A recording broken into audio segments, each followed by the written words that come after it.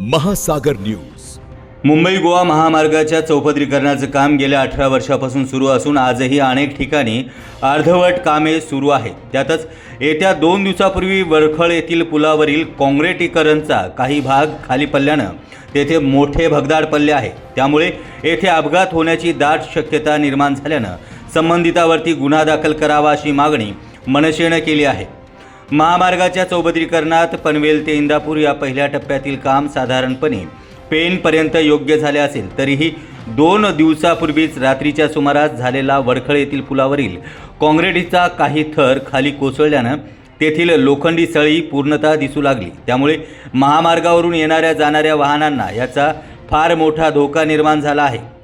त्याच दरम्यान प्रवास करणारे मनसेचे तालुका अध्यक्ष मनोहर पाटील यांनी स्वतः जाऊन तेथे पाहणी केली असता पडलेले मोठे भगदाड पाहता संबंधित ठेकेदारांनी निकृष्ट दर्जाचं काम केल्यामुळे सध्या महामार्गाची ही स्थिती ओढावली आहे. धक्कादायक बाब म्हणजे ठेकेदारांनी याबाबत कोणतीही सखोल तांत्रिक तपासणी न करता रातोरात तो भाग सिमेंटनं भरून दुरुस्त केला आहे.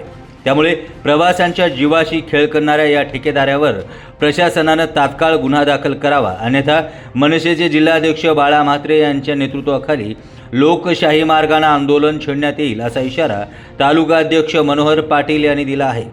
महासागर न्यूजसाठी समीर घायतळे, पेन.